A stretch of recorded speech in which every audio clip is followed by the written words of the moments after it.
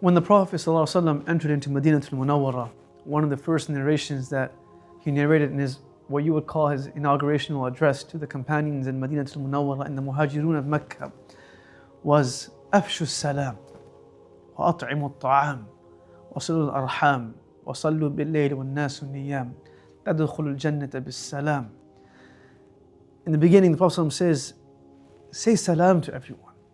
This is a sunnah of the month of Ramadan. The Sahaba would, even if a tree would come in between them, they would say salam once again. The month of Ramadan comes with festivities and celebrations, and it comes with iftars and qiyams and taraweeh and da'was, and everything is there. But afshu salam sometimes is lacking. Ala man arafta wa man lam ta'rif, people who we know and those who we don't know. The Sahabas would actually pursue initiating salam, because the Prophet spoke about the idea of whoever initiates it is presenting a stronger level of faith. They will look forward to saying salam to each other, because saying salam would remove sins. People look for shortcuts of getting reward. What if we were told that a shortcut of getting reward and removing sins was simply shaking our beloved brother or sister's hands and saying salam to them? Ramadan is a month where we're united, not just because we started the month on the same day and end on the same day and we stand together. No, because we say salam to one another. Even though we don't know where we're from and who this person is, the real enjoyment of the month of Ramadan is meeting one another.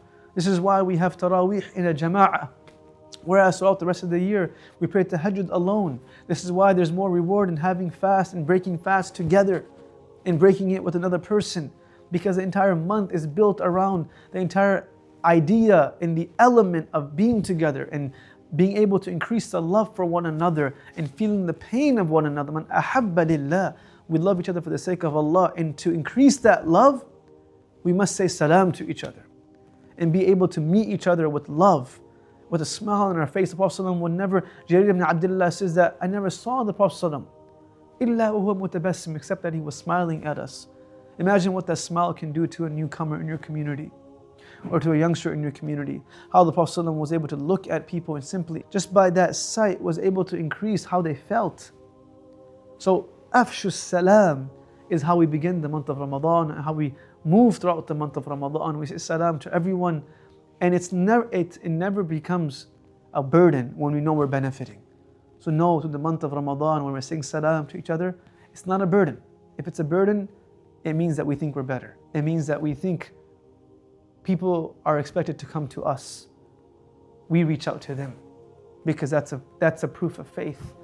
If the first statement of the Prophet ﷺ when he came to Madinah al-Munawwara, in an entire community of reverts, was say salam, then that means there is definitely a benefit in how we start the month of Ramadan. Spend these days saying salam to each other, meeting each other, texting each other, not just as a formality, but an actual form of expression of love. Even if it means that we do it multiple times, it's all good, because that is what will increase our love, and avoiding it is what will remove that potential love that we have for each other.